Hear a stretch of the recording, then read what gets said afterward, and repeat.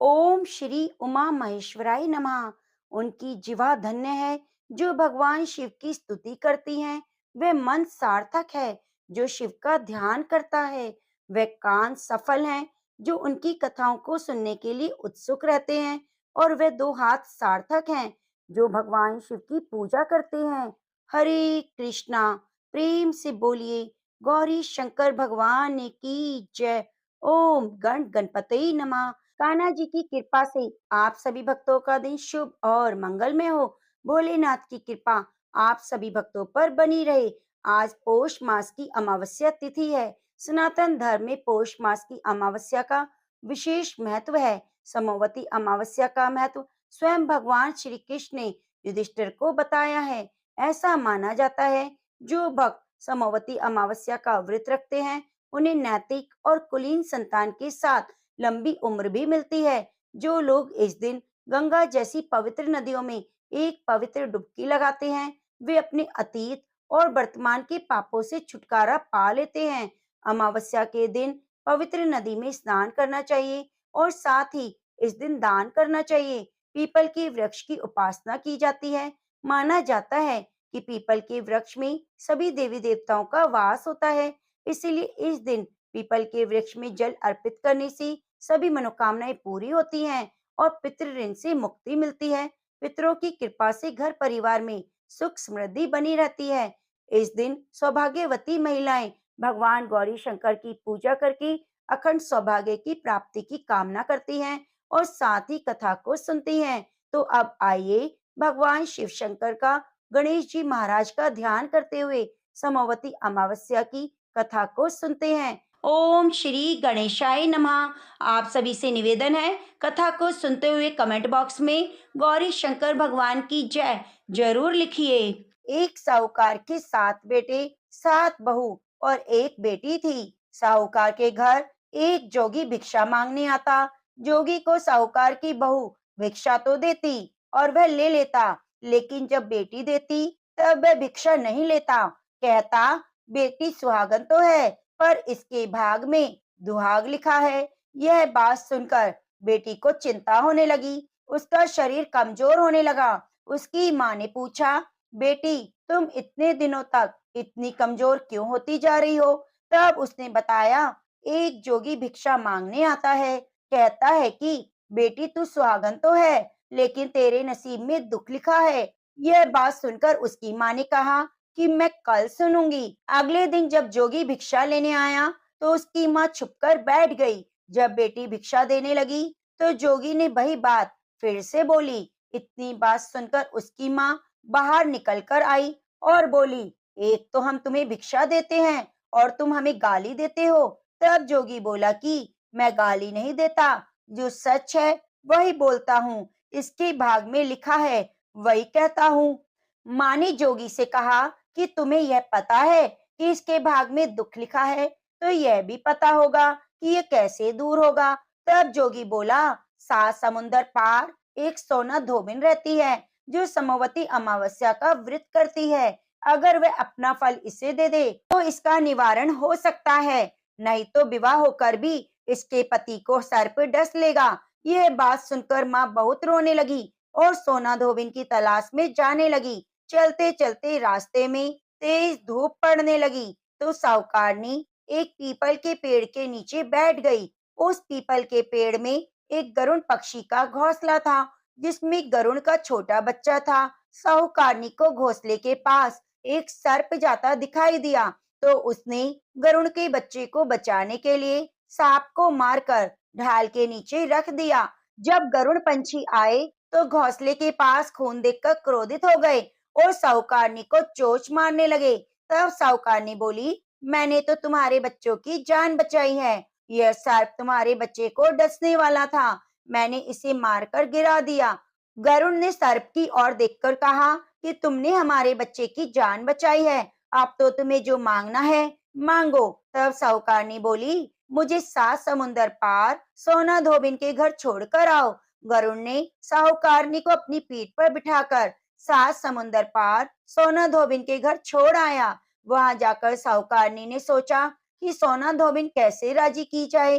सोना धोबिन के 7 बेटे हैं, 7 बहुएं, लेकिन काम को लेकर रोज लड़ाई करती और काम ना करती। रात को जब जब वो सो जाते, तो साहूकारनी सोना धोबिन के घर जाती और घर का सारा काम करती। गायों को नहलाकर घर की सफाई करती, रसोई का काम करती, चौका बर्तन करती, आटा पीसती, कपड़े धोती, पानी भरती और दिन होने से पहले ही चली जाती। बहुएं सोचती, ये सारा काम कौन कर रहा है, लेकिन कभी एक दूसरे से ना पूछती कि ये सब काम कौन करता है। एक दिन धोबन ने कहा कि तुम आजकल लड़ती भी नहीं और काम भी ठीक हो रहा है। तो बहुए ने कहा, सासू जी, काम तो हमें ही करना है, चाहे हम लड़कर करें या राजी से करें, इसीलिए लड़ाई करने का क्या फायदा। सोना धोबिन ने सोचा कि आज देखा जाए कौन सी बहू काम करती है। वह रात में सोई नहीं और रात को एक स्त्री आई, पूरा काम करके जाने लगी। तो सोना धोबिन ने बोला, तुम कौन हो और तुम्हें ऐसा करने की क्या जरूरत है जो तुम इतना काम कर रही हो। तब साहूकारनी ने बोला, जरूरत है तभी तो काम कर रही हूँ। सोना धोबिन ने पूछा, तुम्हें क्या चाहिए। साहूकारनी बोली, पहले मुझे वचन दो, तब मैं आपको बताऊंगी। सोना धोबिन ने वचन देकर कहा, अब आइए मैं आपको वचन देती हूँ। साहूकारनी बोली, मेरी बेटी के भाग में दुख लिखा है, इसलिए आप चलकर उसे सुहाग दें, समोवती करें। सोना धोबिन अपने बेटे बहू से बोली, मैं साहूकारनी के साथ जा रही हूँ। यदि पीछे से तुम्हारे पिताजी खत्म हो जाएं, तो तेल घी के कूप में डालकर छोड़ देना। फिर दोनों साहूकारनी के घर चली जाती हैं। अब जब साहूकार की बेटी का ब्याह होने लगा, तो दूल्हा फेरों पर बैठ गया। सोना धोबिन दूल्हे के घुटने के पास कच्चा करवा रख देती है, उसमें दूध डाला और तात का तार लेकर बैठ गई। थोड़ी देर बाद सांप दूल्हे को ढसने के लिए आया। सोना धोबिन ने करवा आगे रखा और तार से बांध दिया, लेकिन दूल्हा डर के मारे मर गया। तब सोना धोबिन ने टीके में से रोली निकाली, मांग से सिंदूर निकाला, आंख से काजल निकाला और मेहंदी निकालकर छोटी उंगली से छींटे मारे और बोली, मैंने आज तक जितनी भी समवती अमावस्या करी हैं, उनका फल साहूकार की बेटी को लग जाए और आगे जो भी मैं समवती करूं, वह मेरे बेटे को लगे। इतना कहते ही दूल्हा जीवित हो गया और सब समवती की जय जय बोलने लगे। सोना धोबिन वापिस जाने लगी। तब साहूकारनी बोली, तुमने मेरे जवाई को नया जीवन दिया, इसलिए कुछ भी मांगो। वह बोली, मुझे कुछ नहीं चाहिए, सिर्फ एक हांडी दे दो। वह हांडी लेकर चली जाती है। रास्ते में समवती आती है, तो हांडी की 108 परिक्रमा लगाकर पीपल के पेड़ के नीचे गाड़कर घर आ जाती है। घर आकर देखती है उसका पति मरा हुआ तेल और घी के कूप में पड़ा है।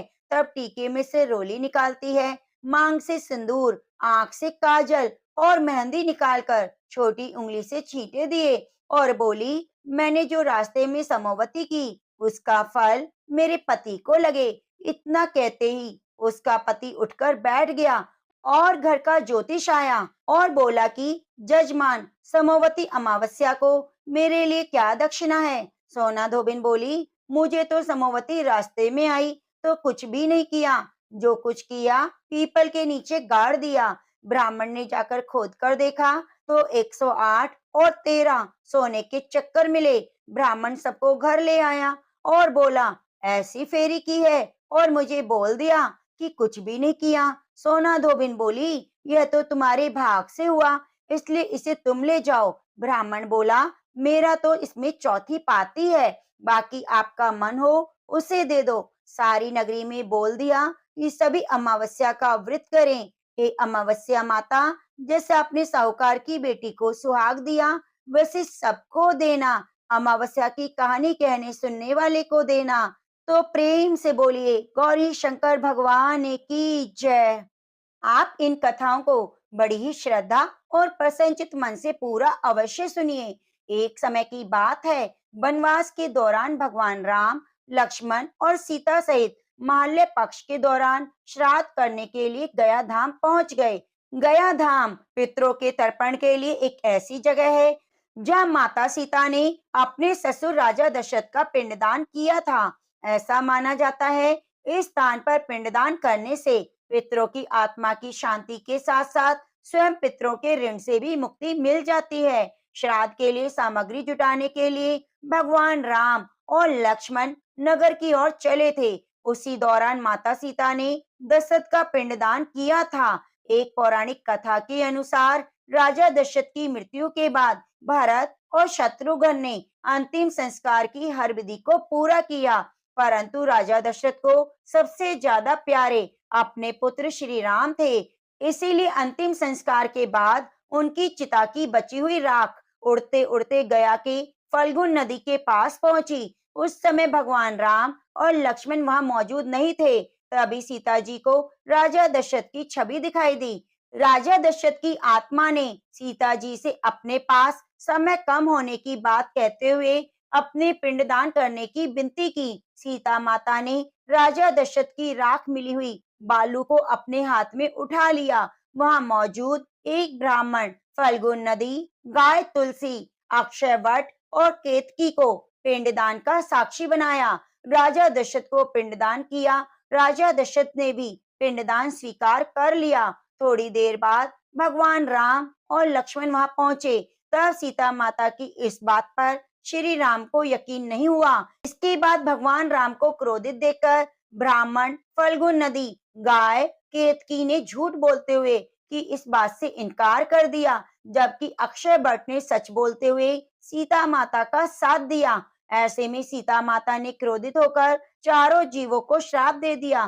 फल्गुन नदी को श्राप दिया कि वे जल से विहीन रहे, तुम सिर्फ नाम की नदी बनकर ही रहोगी।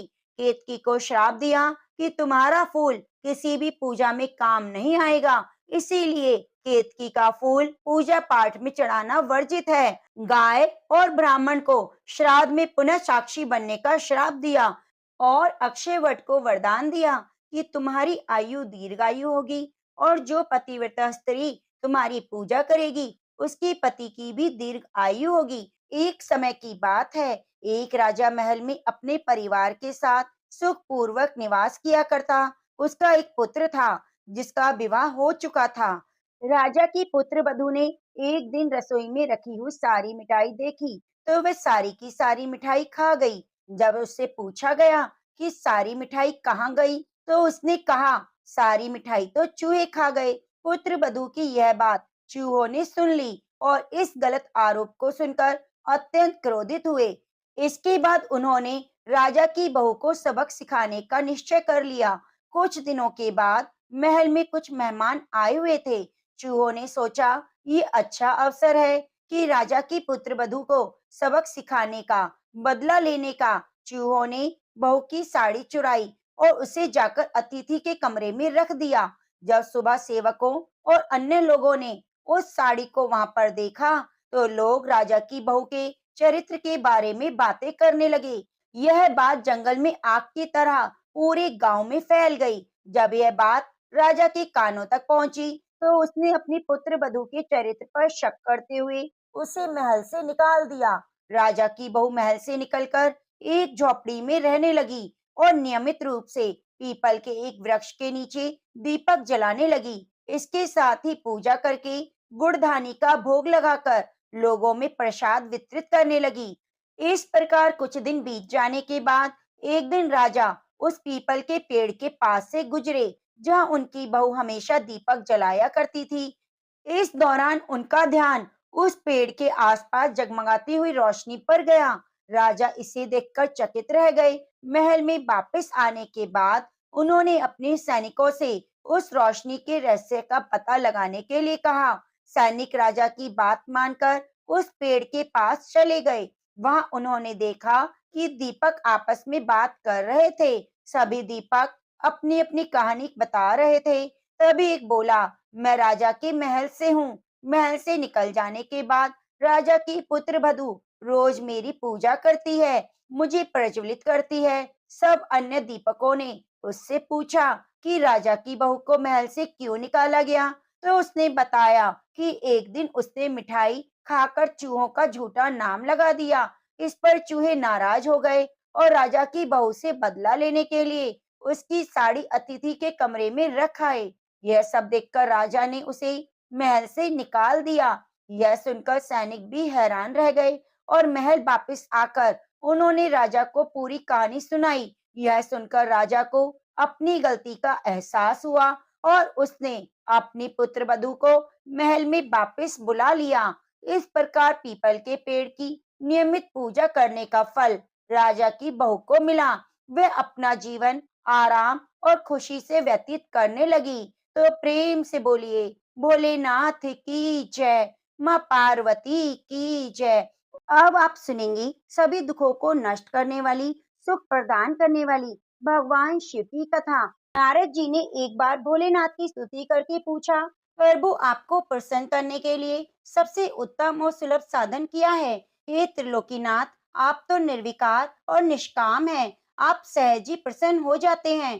फिर भी मेरे जानने की इच्छा है कि आपको क्या प्रिय है। तब शिव जी बोले, नारद जी, वैसे तो मुझे भक्त के भाव सबसे प्रिय हैं, फिर भी आपने पूछा है तो मैं बताता हूँ। मुझे जल के साथ बिल्व पत्र बहुत प्रिय है। जो अखंड बिल्व पत्र मुझे श्रद्धा से अर्पित करते हैं, मैं उन्हें अपने लोक में स्थान देता हूँ। नारद जी भगवान शंकर और माता पार्वती की वंदना कर अपने लोक को चले गए। उनके जाने के बाद पार्वती जी ने शिव जी से पूछा, हे प्रभु, मेरी यह जानने की बड़ी तीव्र इच्छा हो रही है कि आपको बेलपत्र इतने प्रिय क्यों हैं? कृपया करके मेरी जिज्ञासा शांत कीजिए। तब शिव जी बोले, हे शिवे, बिल्व के पत्ते मेरी जटा के समान हैं। त्रिपत्र यानी 3 पत्ते ऋग्वेद, यजुर्वेद और सामवेद हैं। शाखाएं समस्त शास्त्र का स्वरूप हैं। बिल्व वृक्ष को आप पृथ्वी का कल्प वृक्ष समझे, जो ब्रह्मा विष्णु शिव स्वरूप है। हे पार्वती, स्वयं माँ लक्ष्मी ने शैल पर्वत पर बिल्व रूप में जन्म लिया। इस कारण भी बेल का वृक्ष मेरे लिए अति प्रिय है। माँ लक्ष्मी ने बिल्व का रूप धरा। यह सुनकर पार्वती जी कौतूहल में पड़ गईं। पार्वती जी कौतूहल से उपजी जिज्ञासा को रोक ना पाई। उन्होंने पूछा, देवी लक्ष्मी ने आखिर बिल्व वृक्ष का रूप क्यों लिया? आप ये कथा विस्तार से बताइए। भोलेनाथ ने देवी पार्वती को कथा सुनाना शुरू किया। हे देवी, सतयुग में ज्योति रूप में मेरे अंश का रामेश्वर लिंग था। ब्रह्म आदि देवों ने उसका विधिवत पूजन अर्चन किया। इसका परिणाम यह हुआ कि मेरे अनुग्रह से वाणी देवी सबकी प्रिय हो गई। वे भगवान विष्णु को सतत प्रिय हो गई। मेरे प्रभाव से भगवान केशव के मन में बाघ देवी के लिए जितनी प्रीति उपजी, वे स्वयं लक्ष्मी जी को नहीं भाई। लक्ष्मी देवी का श्री हरि के प्रति मन में कुछ दुर्भाव पैदा हो गया। वे चिंतित और रुष्ट होकर चुपचाप परम उत्तम श्री शैल पर्वत पर चली गई। वहां तप करने का निर्णय किया। उत्तम स्थान का चयन करने लगी। माँ लक्ष्मी ने उत्तम स्थान का निश्चय करके मेरे लिंग विग्रह की उग्र तपस्या आरंभ कर दी। उनकी तपस्या कठोरतम होती जा रही थी। हे परमेश्वरी, कुछ समय बाद माँ लक्ष्मी जी ने मेरे लिंग विग्रह से थोड़ा धर्म में एक वृक्ष का रूप धारण कर लिया। अपने पत्तों और पुष्पों द्वारा निरंतर मेरा पूजन करने लगी। इस तरह से लक्ष्मी जी ने 1 करोड़ वर्ष तक घोर आराधना की। अंततः उन्हें मेरा अनुग्रह प्राप्त हुआ। मैं वहां प्रकट हुआ और देवी से इस घोर तप की आकांक्षा पूछकर वरदान देने को तैयार हुआ।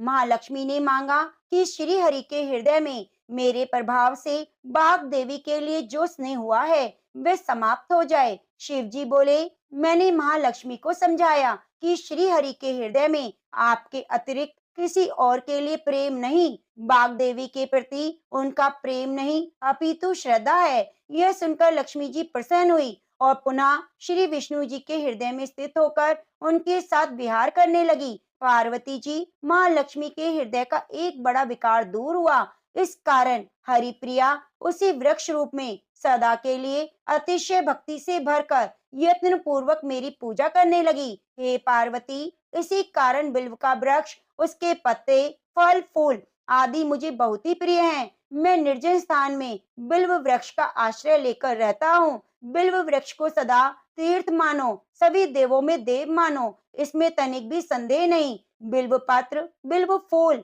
बिल्व वृक्ष, बिल्व काष्ठ के चंदन से जो मेरा पूजन करता है, वह भक्त मुझे बहुत ही प्रिय है। बिल्व वृक्ष को शिव के समान ही समझो।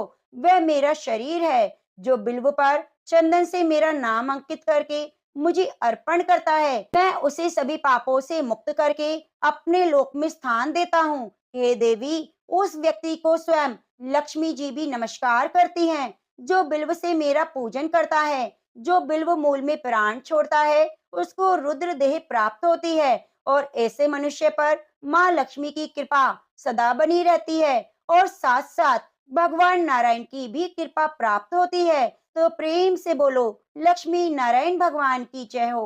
अब आइए सुनते हैं गणेश भगवान की कथा। एक साहूकार था, उसके घर रोज एक ब्राह्मणी रोटी लेने के लिए आती थी। घर के अंदर घुसते ही पोल के ऊपर गजानन का मंदिर था। वह गणेश जी को रोटी का एक कोर हमेशा भोग लगाती। बहुत दिन हो गए। गणेश जी महाराज ने कहा कि ये हमेशा मुझे भोजन कराती है, मुझे कोई ना कोई उपहार जरूर देना चाहिए। गणेश जी एक दिन उसकी थाली में हीरे मोती भर देते हैं। ब्राह्मणी तो थाली लेकर अपने घर आ गई। साहूकार से रोटी लेने के लिए आना बंद हो गई। साहूकारनी ने उसे बुलावा भेजा कि बाई जी रोटी लेने क्यों नहीं आती। तो ब्राह्मणी ने कहा, मुझ पर तो गणेश जी प्रसन्न हो गए हैं, बहुत वर्ष तक रोटी लेने आ गई, लेकिन अब नहीं आऊंगी। साहूकारनी मन में बहुत नाराज हुई और गणेश जी से कहा, आप ब्राह्मणी के ऊपर प्रसन्न हुए, परंतु मुझ पर नहीं हुए। तब गणेश जी की मूर्ति हटाकर बाहर फेंक दी। इधर सेठ जी की दुकान में धंधा पानी बंद हो गया। एक दिन सेठ जी की नजर पोल के मंदिर पर गई, तो सेठानी से पूछा, गणेश जी कहाँ गए। साहूकारनी कहने लगी, ऐसे गणेश का क्या करें, जो ब्राह्मणी पर तो प्रसन्न हुए, लेकिन हमारे ऊपर नहीं। इस कारण मैंने गणेश जी को हटाकर फेंक दिया।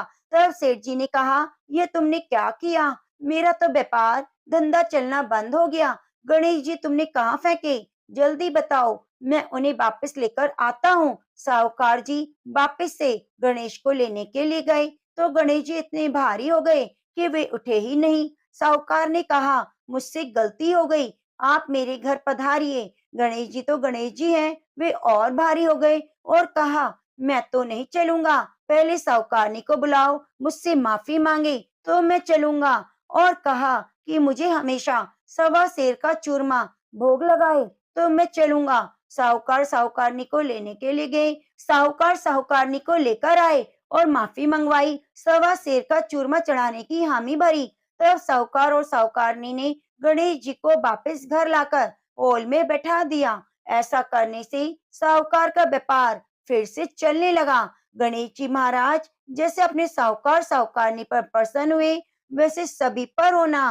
प्रेम से बोलिए, गणेश भगवान की जय। तिरुपति बालाजी की बड़ी ही दुर्लभ कथा, तो आप इस कथा को पूरा पूरा अवश्य सुनिए।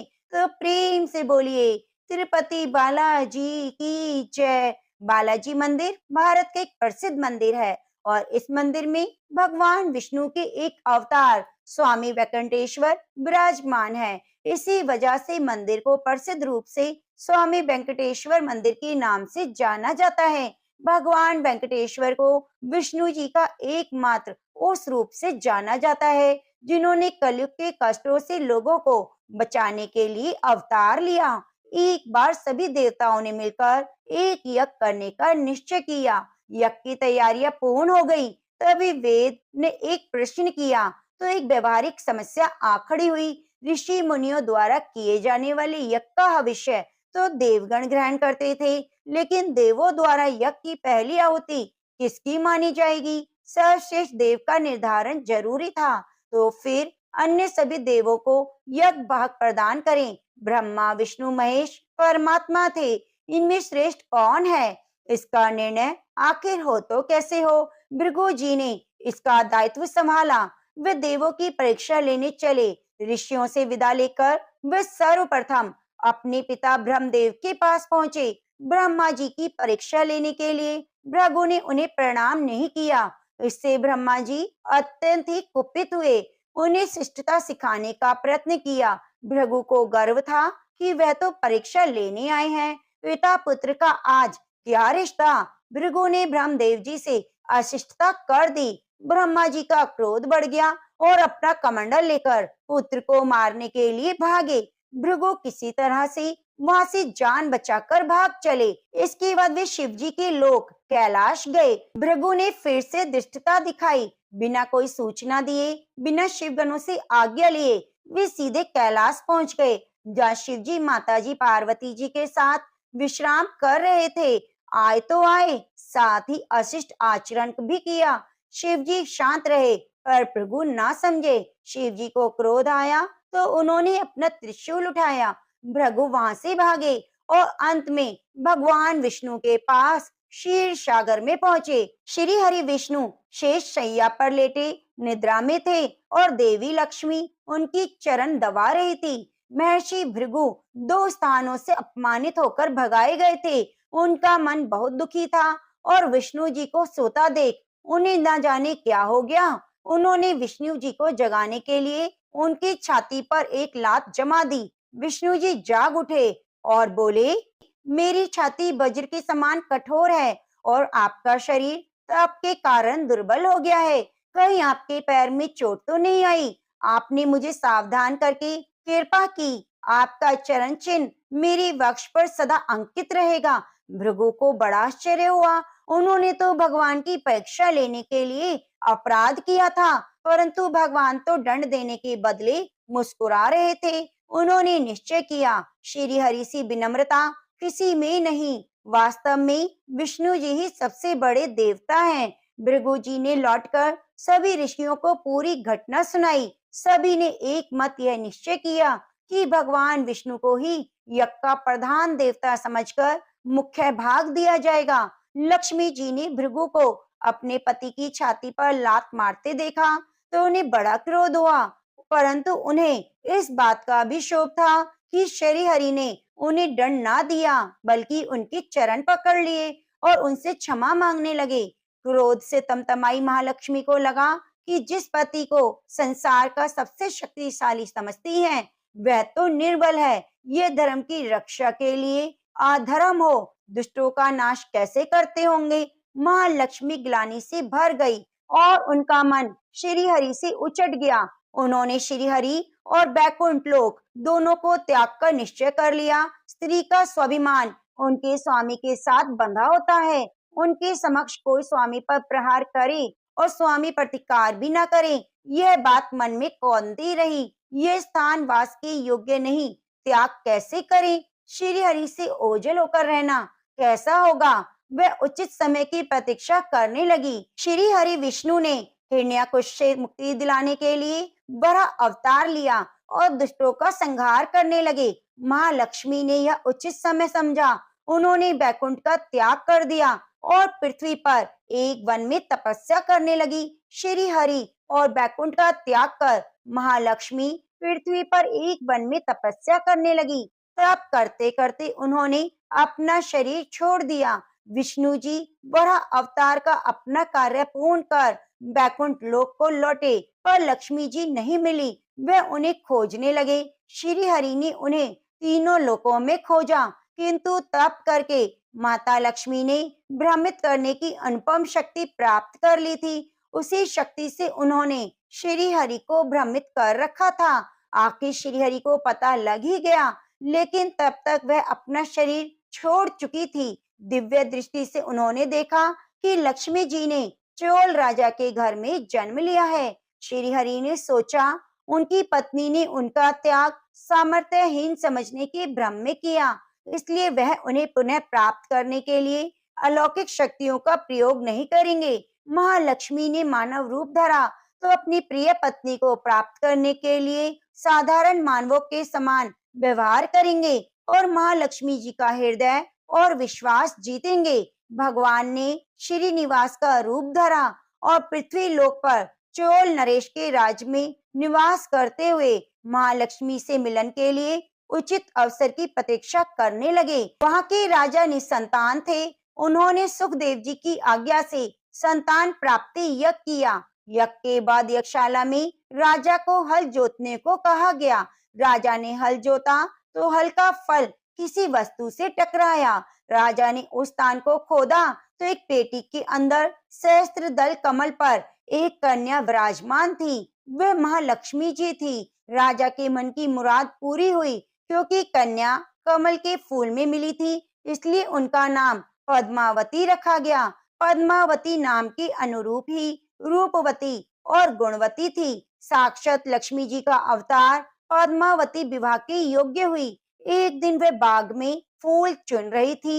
उस वन में बालाजी यानी कि श्रीनिवास जी आखेट के लिए आए। उन्होंने देखा एक हाथी एक युवती के पीछे पड़ा है और डरा रहा है। राजकुमारी के सेवक भाग खड़े हुए। श्रीनिवास जी ने तीर चलाकर हाथी को रोका, पद्मावती की रक्षा की। श्रीनिवास और पद्मावती ने एक दूसरे को देखा और एक दूसरे पर मोहित हो गए। दोनों के मन में परस्पर अनुराग पैदा हो गया, लेकिन दोनों बिना कुछ कहे अपने अपने घर को लौट आए। श्रीनिवास घर तो लौट आए, लेकिन मन पद्मावती में बस गया। वे पद्मावती का पता लगाने के लिए उपाय सोचने लगे। उन्होंने ज्योतिषी का रूप धारण किया और भविष्य बांचने वाले के बहाने पद्मावती को ढूंढने निकले। धीरे धीरे ज्योतिष श्रीनिवास की ख्याति पूरे चोल राज्य में फैल गई। पद्मावती के मन में भी श्रीनिवास के लिए प्रेम हुआ।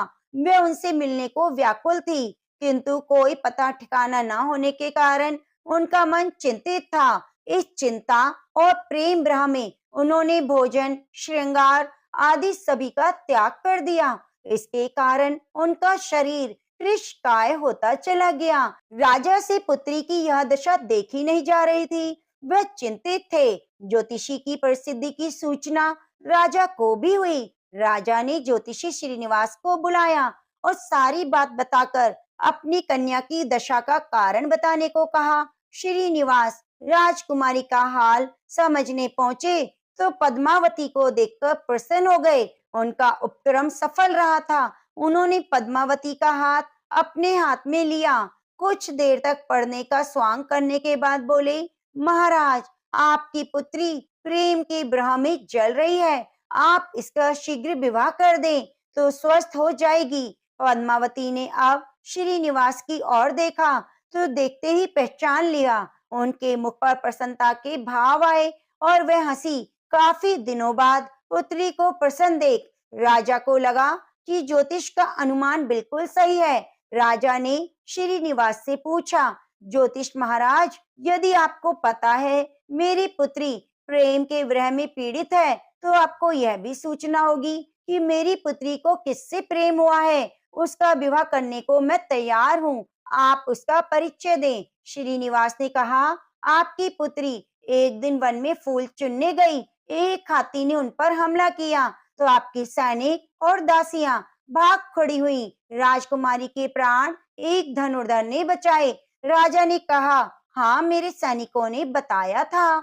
एक दिन ऐसी घटना हुई, एक वीर पुरुष ने उसके प्राण बचाए, लेकिन मेरी पुत्री के प्रेम से उस घटना का क्या तात्पर्य है? श्रीनिवास जी ने कहा, आपकी पुत्री को अपनी जान बचाने वाले उस युवक से प्रेम हुआ है। राजा के पूछने पर श्रीनिवास ने कहा, वे कोई साधारण युवक नहीं, बल्कि शंख चक्र गदाधारी भगवान विष्णु हैं। इस समय बैकुंठ को छोड़कर मानव रूप में श्रीनिवास के नाम से पृथ्वी पर वास कर रहे हैं। आप पुत्री का विवाह उनसे कर दें, मैं इसकी सारी व्यवस्था कर दूंगा। यह बात सुनकर राजा प्रसन्न हो गए। स्वयं भगवान विष्णु उनकी जमाई बनेंगे। श्रीनिवास और पद्मावती का विवाह तय हुआ। श्रीनिवास रूप में श्रीहरि ने सुखदेव के माध्यम से सभी देवी देवताओं को अपने विवाह की सूचना दी। सुखदेव की सूचना से सभी देवी देवता अत्यंत प्रसन्न हुए। देवी देवता श्रीनिवास से मिलने और बधाई देने पृथ्वी पर पहुंचे, परंतु श्रीनिवास को खुशी के बीच में एक चिंता भी थी कि देवताओं ने पूछा, भगवान, संसार की चिंता हरने वाले, आप इस उत्सव के मौके पर इतने चिंतित क्यों हैं? तब श्रीनिवास ने कहा, चिंता की बात है, धन का अभाव। महालक्ष्मी ने मुझे त्याग दिया, इस कारण धनहीन हो गया। स्वयं महालक्ष्मी ने तब से शरीर त्याग मानव रूप लिया है, पिछली स्मृतियों को गुप्त कर लिया है, इसलिए उन्हें यह सूचना नहीं कि वे महालक्ष्मी का रूप है। वह तो स्वयं को राजकुमारी पद्मावती मानती हैं। मैंने निर्णय किया है कि जब तक मैं उन्हें पुनः प्राप्त नहीं कर लेता, अपनी माया का मैं उन्हें आभास नहीं कराऊंगा। इस कारण मैं साधारण मनुष्य का जीवन व्यतीत कर रहा हूँ। राजा की पुत्री से शादी करने और घर बसाने के लिए धन, वैभव ऐश्वर्य की जरूरत है, वे मैं कहाँ से लाऊं? स्वयं नारायण को धन की कमी सताने लगी। मानव रूप में आए प्रभु को भी विवाह के लिए धन की आवश्यकता हुई। यही तो ईश्वर की लीला है। जिस रूप में रहते हैं उस योनि के जीवों के सभी कष्ट सहते हैं। श्री हरि के विवाह के लिए धन का प्रबंध कैसे हो, इस बात से चिंता होने लगी। देवताओं ने जब यह सुना तो उन्हें आश्चर्य हुआ। देवताओं ने कहा, कुबेर आवश्यकता के बराबर धन की व्यवस्था कर देंगे। देवताओं ने कुबेर का आह्वान किया। कुबेर जी प्रकट हुए। कुबेर ने कहा, यह तो मेरे लिए प्रसन्नता की बात है कि आपके लिए मैं कुछ कर सकूं। प्रभु, आपके लिए धन का तत्कालीन प्रबंध करता हूँ। कुबेर का कोष आपकी कृपा से है। तब श्री हरि ने कुबेर से कहा, यक्षराज, आपको भगवान भोलेनाथ ने जगत और देवताओं के धन की रक्षा का दायित्व सौंपा है। उनमें से धन मैं अपनी आवश्यकता के हिसाब से ले लूंगा, लेकिन मेरी शर्त है। यह सुनकर सभी देवता आश्चर्य में पड़ गए। श्री हरि ने कहा, ब्रह्मा जी और शिव जी को साक्षी रहते हुए कुबेर से धन ऋण के रूप में लूंगा, जिसे भविष्य में ब्याज सहित चुकाऊंगा। श्री हरि की बात से कुबेर समेत सभी देवता विस्मय में पड़ गए और एक दूसरे को देखने लगे। कुबेर बोले, भगवान, मुझसे कोई अपराध हुआ क्या? उसे क्षमा कर दो, पर ऐसी बात ना कहो। आपकी कृपा से विहीन होकर मेरा कोष नष्ट हो जाएगा। हरि ने कुबेर को निश्चिंत करते हुए कहा, आपसे कोई अपराध नहीं हुआ। मैं मानव की कठिनाई का अनुभव करना चाहता हूँ। मानव रूप में उन कठिनाइयों का सामना करूंगा जो मानव को आती हैं। धन की कमी, ऋण का बोझ सबसे बड़ा है। कुबेर ने कहा, प्रभु, यदि आप मानव की तरह ऋण लेकर धन की बात कर रहे हैं, तो फिर आप मानव की तरह यह भी बताइए कि ऋण कैसे चुकाएंगे। मानव को ऋण प्राप्त करने के लिए कई शर्तें झेलनी पड़ती हैं। श्रीनिवास ने कहा, कुबेर, यह ऋण मैं नहीं, मेरे भक्त चुकाएंगे, लेकिन मैं उनसे कोई उपकार नहीं लूंगा। मैं अपनी कृपा से उन्हें धनवान बनाऊंगा। कलयुग में पृथ्वी पर मेरी पूजा धन ऐश्वर्य से परिपूर्ण देवता के रूप में होगी। मेरे भक्त मुझसे धन, वैभव और ऐश्वर्य की मांग करने आएंगे और मेरी कृपा से उन्हें यह प्राप्त होगा। बदले में भक्तों से मैं दान प्राप्त करूंगा, जो चढ़ावे के रूप में होगा। मैं इस तरह आपका ऋण चुकाता रहूंगा। कुबेर जी ने कहा, भगवान, कलयुग में मानव जाति धन के विषय में बहुत विश्वास के योग्य नहीं रहेगी। उन पर आवश्यकता से अधिक विश्वास करना क्या उचित होगा? तब श्रीनिवास जी बोले, शरीर त्यागने के बाद तिरुपति के तिरुमला पर्वत पर बालाजी के नाम से लोग मेरी पूजा करेंगे। मेरे भक्तों की अटूट श्रद्धा होगी और मेरे आशीर्वाद से प्राप्त धन में मेरा हिस्सा रखेंगे। इस रिश्ते ना कोई दाता होगा, ना कोई याचक।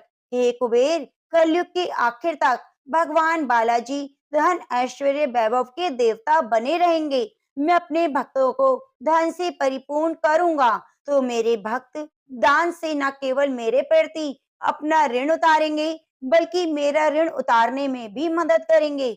इस तरह कलयुग की समाप्ति के बाद मैं आपका मूलधन लौटा दूंगा। कुबेर जी ने श्री हरि द्वारा भक्त और भगवान के बीच ऐसे रिश्ते की बात सुनकर प्रणाम किया और धन का प्रबंध कर दिया। भगवान श्रीनिवास और कुबेर के बीच हुए समझौते के साक्षी स्वयं ब्रह्मा और शिव हैं। दोनों वृक्ष के रूप में साक्षी बन गए। आज भी पुष्करणी के किनारे ब्रह्मा और शिव जी बरगद के पेड़ के रूप में साक्षी बनकर खड़े हैं। ऐसा कहा जाता है कि निर्माण कार्य के लिए स्थान बनाने के लिए इन दोनों पेड़ों को जब काटा जाने लगा, तो इनमें से खून की धारा फूट पड़ी।